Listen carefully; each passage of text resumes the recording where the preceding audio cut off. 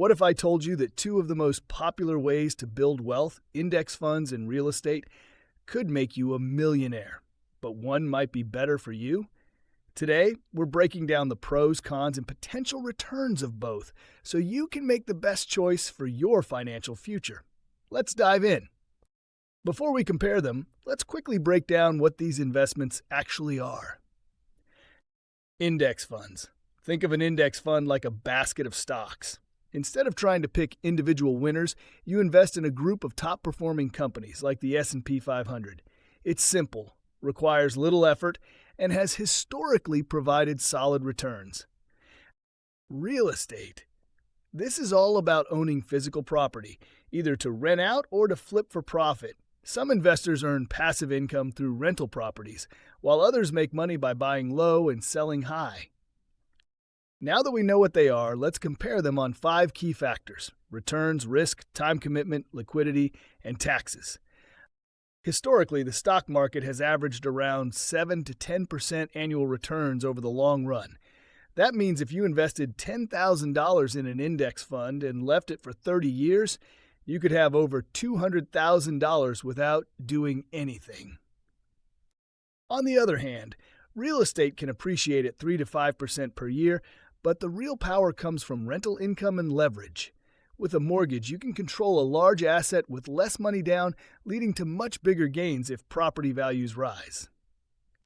Index funds do have market volatility. You can't control the ups and downs, but over time, they tend to recover and grow. Real estate has its own risks: bad tenants, unexpected repairs, or even crashes like in 2008.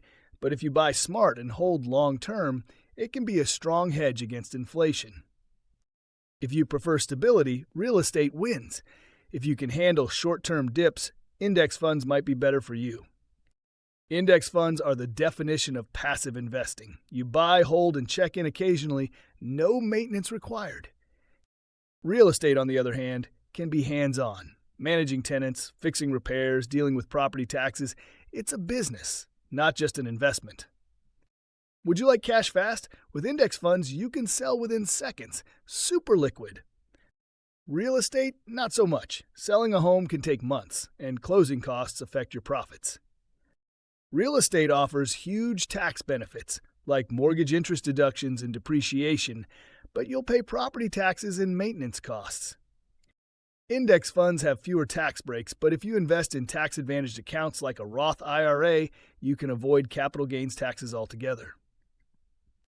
So, which is better? If you love passive investing, lower costs, and liquidity, index funds are the way to go. If you're willing to put in work for higher potential returns, real estate could be your ticket to wealth. Index funds, easy, passive, but market dependent. Real estate, more control, but requires effort. Here's the truth: why not both?